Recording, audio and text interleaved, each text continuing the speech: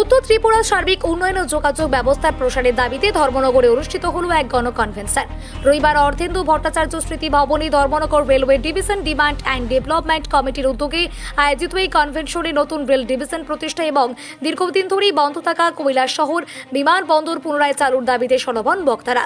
অনুষ্ঠানে উপস্থিত ছিলেন কৈলাসহরের বিধায়ক বীরজিৎ সিনহা, যুবরাজনগরের বিধায়ক শৈলেন্দ্র চন্দ্রনাথ, কমিটির সভাপতি কুন্দলবাবু ভট্টাচার্য সহ বিশিষ্ট ব্যক্তিরা। বক্তারা জানান, বর্তমানে ত্রিপুরা লামডিং রেল ডিভিশনের অধীনে রয়েছে, কিন্তু রেলপথের দৈর্ঘ্য অনেক আগেই নির্ধারিত সীমা অতিক্রম করেছে। তাই প্রশাসনিক সুবিধা ও উত্তর পূর্বাঞ্চলের রেল পরিষেবা আরও কার্যকর করতেই ধর্মনগরে নতুন রেল ডিভিশনের গঠনের দাবি জানানো হয়েছে। কমিটির দাবি, প্রয়োজনীয় অবকাঠামো ও প্রশাসনিক সুবিধা ধর্মনগরে ইতিমধ্যেই বিদ্যমান। অন্যদিকে 1990 সাল থেকে বন্ধ থাকা কৈলাসহর বিমানবন্দর দ্রুত চালুর দাবিও জোরালোভাবে তোলা হয়।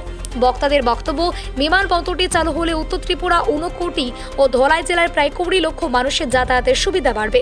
পাশাপাশি সীমান্তবর্তী এলাকায় কৌশলগত গুরুত্ব বিবেচনা জাতীয় সড়কের নিরাপত্তার ক্ষেত্রেও গুরুত্বপূর্ণ ভূমিকা থাকবে।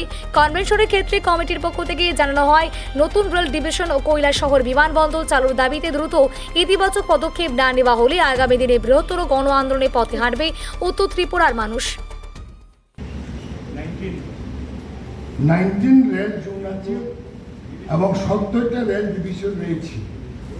দেশে রয়েছে 7,300টি rail station. Dharmanagar rail division স্থাপন জন্য আমরা উত্তর পূর্ব সীমান্ত রেলওয়ে হেডকোয়ার্টারে গুয়াহাটি মালিগাঁওয়ে এই দাবি নিয়ে গেছি।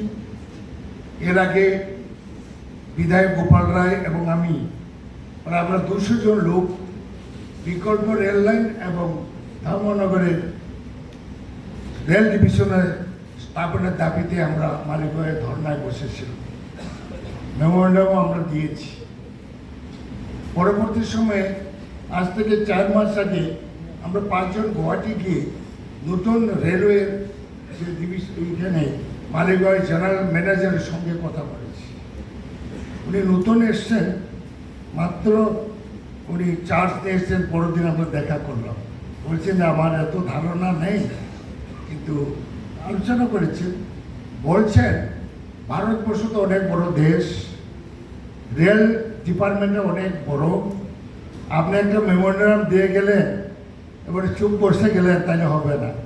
এটা নিয়েই আপনারা প্রেসারাইজ করুন। সুন্দর যুক্তি দিয়েছে। এবং আমি মনে করি এই ধর্মনগরে যে এই কমিটি যে উদ্যোগ নিয়েছে, এটা একটা প্রেসারাইজ করে। সবসময় না করলে এত বড় দেশ আর এত বড় একটা ডিপার্টমেন্ট, এটা তো আমাদের এই ধর্মনগর দাবিটা ভুলেই যাবে। যাই হোক, আমরা করব। এবং এখানে বরিষ্ঠ অ্যাডভোকেট অজিত বাবু সুন্দর কথা বলেছেন, কারণ ওনার একটা অভিজ্ঞতা আছে। ধর্মনগরে আলাদা ডিস্ট্রিক্ট করার ক্ষেত্রে উনি পুরুধার ছিলেন, এবং আমরাও আমাদের পার্টির ইস্টারও আমরা দিয়েছিলাম। যাই হোক, বিভিন্ন কালক্রমে ওটা দিয়ে জেলা হয়েছে। দাবি করলে আজকেও না হোক, কালকেও হবে। এবং দ্বিতীয়ত, কৈলাসহর বিমানবন্দর পুনরায় চালু করা, এটাও যুক্তিপূর্ণ দাবি। অতীতের ধারাপাতে দেখা যায়, দেশভাগের পর তৎকালীন পূর্ব পাকিস্তানের মধ্য দিয়ে চলাচল ও অসুবিধাজনক হয়ে পড়ার রাজ্যের তৎকালীন কংগ্রেস সরকারের খাদ্যমন্ত্রী তরিত মোহন দাশগুপ্তের নেতৃত্বে দিল্লিতে কেন্দ্রের সরকারের সঙ্গে আলোচনা ও দাবি জানালে কেন্দ্রীয় সরকার সহমত পোষণ করেন, এবং ফলশ্রুতিতে কাঁচা রানওয়ে ব্যবহার করে বিমান চলাচল। কাঁচা রানওয়ে মানে স্বর্ণ কেনার কথা ভাবছেন? তাহলে সুখবর আপনার জন্য। হরে কৃষ্ণ জুয়েলারি নিয়ে এলো বছরব্যাপী বিশেষ অফার। এখন বাজার দরের তুলনায় কম খরচে কিনুন আপনার পছন্দের সোনার গহনা। যে কোনো স্বর্ণালঙ্কারে থাকছে মাত্র 10 থেকে 12% মেকিং চার্জ, আর রূপোর গহনায় পাচ্ছেন 20% পর্যন্ত ছাড় সারা বছর জুড়ে।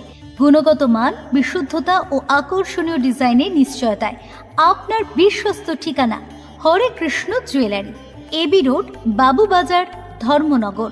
কম খরচে বেশি সঞ্চয়, স্বপ্নের গহনা সবার জন্য। আজই চলে আসুন আমাদের শোরুমে।